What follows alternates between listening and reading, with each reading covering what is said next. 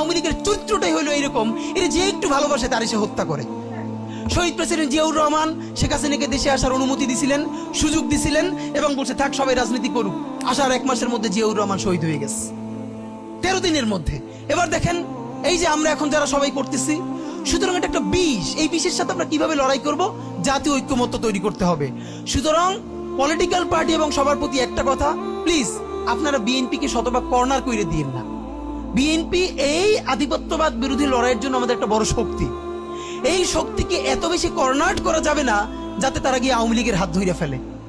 তারা যদি আওয়ামী লীগের হাত ধরে ফেলে তাহলে লড়াইটা তো আমাদের জন্য আরো কঠিন হয়ে যাবে। বরং বিএনপির প্রতি আমাদের চ্যালেঞ্জ হলো, যেই বিএনপি বাকশালী সংবিধানের প্রতি প্রেম দেখাবে, তারে শহীদ জিয়ার ছবিটা সামনে এনে বলতে হবে যে এই বাকশালী সংবিধান তো জিয়াউর রহমানই ছুঁড়ে মারছিল। বেগম জিয়া বলেছেন এই সংবিধানকে ছুঁড়ে ফেলা হবে। ওমা এখন বেগম জিয়ার চেয়েও নতুন বিএনপি আসছে, বেশি প্রেমের বিএনপি। যেই শহীদ প্রেসিডেন্ট জিয়াউর রহমান ইসলামোফোবিক জায়গা থেকে বাংলাদেশের মুসলমান, বাঙালি মুসলমান সব আইডিয়াকে ধারণ করে বাংলাদেশে জাতীয়তাবাদ তৈরি করলেন। এখন একটা নতুন বিএনপি গজাচ্ছে, কেউ চেষ্টা করতেছে পুরো বিএনপিটাকে একটা ইসলামোফোবিক বিএনপি করা। এ কি ভাই, ইসলামোফোবিক বিএনপি সে কোথায় যাবে? সে কি দিল্লি যাইতে চায়? আমরা আমাদের প্রথম চ্যালেঞ্জ হলো স্বাধীনতা সার্বভৌমত্ব রক্ষার স্বার্থে এই বিএনপিকে শহীদ জিয়ার কাছেই রাখতে হবে, এই বিএনপিকে বেগম জিয়ার কাছেই রাখতে হবে। নাম্বার 2, আমাদের সামনের নির্বাচনে ম্যান্ডেট কি হবে এইটা সুস্পষ্ট। জুলাই সনদের ভিত্তিতে যদি নির্বাচন না হয়, এই নির্বাচন আপনারা চাইলে করেন, আমরা কেউ ভোট দিতে যাব না। নাম্বার 3, সেই নির্বাচনের পরে সংসদের ম্যান্ডেট কি হবে?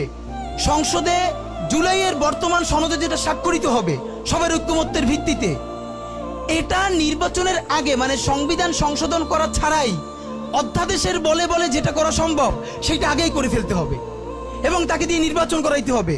এবং আমাদের বিএনপির বন্ধুরা বলছেন 2 বছর সময় নিয়ে তারা সংসদে এইগুলো পাশ করাবেন। 2 বছর চলবে না, সর্বোচ্চ সময় 6 মাস।